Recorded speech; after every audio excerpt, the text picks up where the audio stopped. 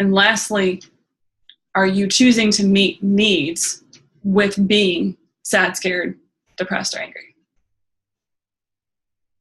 So when you lay it out like that, it can be a little confusing, and you're like, well, no, I don't know what the hell she's talking about. So let me walk you through one of my examples, and maybe you can start to see in your life where this is actually playing a factor. So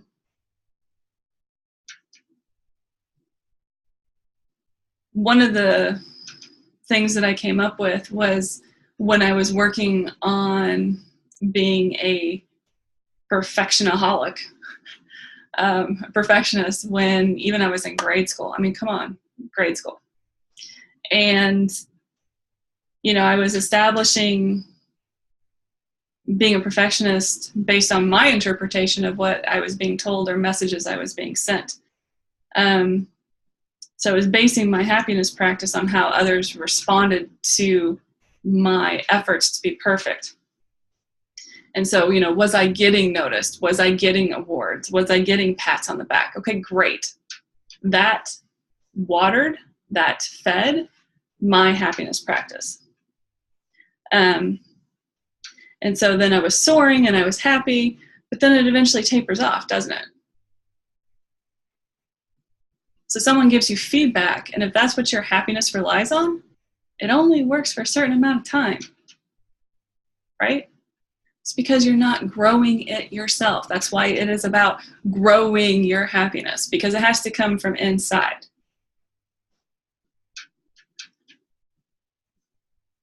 So then the heart of my happiness practice was somebody else or something else instead of in here.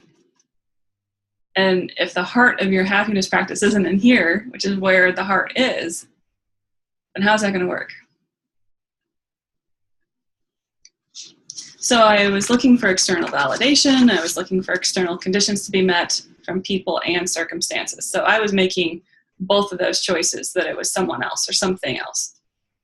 Okay, so then once my boost for my happiness wore off, or if I wasn't able to deliver perfection based on these other external circumstances or external people, I would become angry and depressed and sad, and probably even, I think, a little scared that I couldn't deliver what I needed to, what I felt like I needed to get what I needed.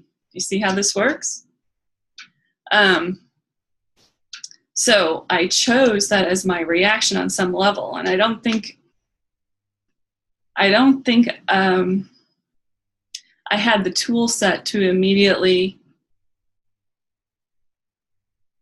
have popped me out of that if I had had the awareness. Like, I don't think I would have been able to put it together if somebody had said, you know, you don't actually have to be a perfectionist to get attention, or even better, let's develop your self-confidence that you don't need the attention.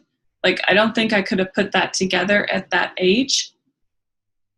But I was a perfectionist till quite recently. And I know as an adult, if I had had that awareness, that self-awareness, yeah, I could have started making changes earlier. And so that's why it's really important for me to share this work, is I walk my clients through this process of awareness, acceptance, forgiveness, and understanding. And so you have to have these moments of awareness to change things for yourself. But so I was choosing to have my external validation, my external happiness practice based on external events, external people. Okay. Then if that wasn't happening, or if I couldn't deliver, I would go into one of the negative emotions and probably cycle through all of them, because I was really into equal opportunity even then. So then to get back to this last piece on perfectionism, you have to wonder, and you have to ask yourself, how were all of those emotions serving me? Why was I choosing to go into those emotions instead of just saying, oh, well, no A+ with a gold star today, tomorrow's another day. No, I would, nosedive and have that emotional roller coaster. So what needs were being met by going into those low emotions. So I can see, looking back, that they were a call for help. My external happiness meter was running low and I needed somebody to top that up. It was to draw attention. I can definitely see that. It was to feel powerful because I was, in a way, manipulating for the attention or the energy that I needed. I could say that I would experience fear or was being scared because I thought that answered or validated the fact that no one really cared for me. And it was also to beat myself up emotionally and mentally so that I would do better next time, so that I would be a better perfectionist. And so I was actually serving needs by experiencing those other emotions.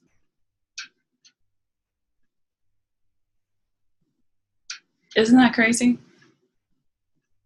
So now I want to share like the absolute genius part of this realization. And this is going to be a shorter webinar because this really gets deep, and I don't want to clutter it up with a bunch of fluff. I want you to be able to listen to this and think about it. So the cool thing is trying to figure out why you're on this emotional roller coaster. You can actually do it forwards or you can do it backwards. So you can either look at, and just think about the last time you were on a low emotional roller coaster dip. Use that as your exercise. It is really hard to figure out this the first time while you're experiencing it. So think back to the last time, you had this dip. And can you go at it from, well, who or what was I expecting to fulfill my needs that didn't happen the way I thought it should? Expectations. Can you go it that way? Or can you go back to those emotions and think, what need were they serving for me? Okay, I was angry. Why was I angry? What was I getting out of being angry? Protection? Creating space for myself? Feeling powerful and in control? Like there are reasons why we have these emotions. They don't just crop up for no reason, unless, again, there's some really interesting brain biochemistry that can happen for people. So this is really good to understand about yourself. Is there the reason? What is the reason? So when you can answer the reason on your lower emotional dip, okay, why are you feeling those emotions? What needs are you serving? Why were you experiencing those emotions? What was the originator of those emotions? So you can walk it that way or you can walk it this way. And once you can figure out your needs when you hit that dip, like dip goes here, right here, when it goes down, probably something happened.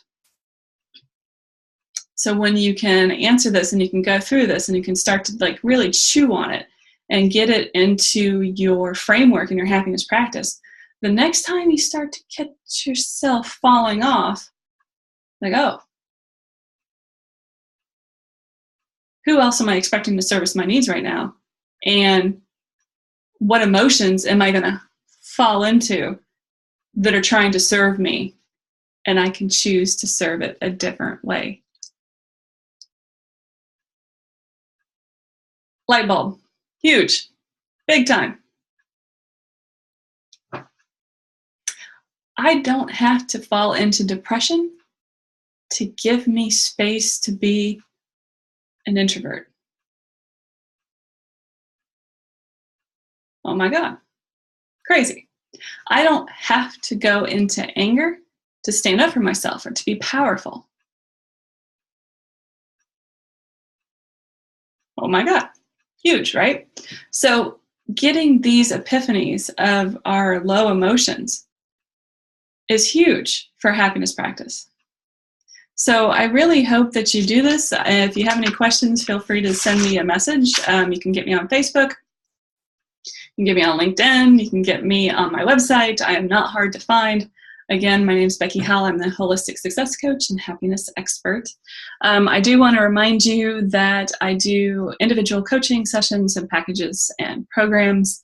If you need a little bit more work and hand-holding, this is such a great, rich environment for up-leveling yourself and elevating what you're able to experience.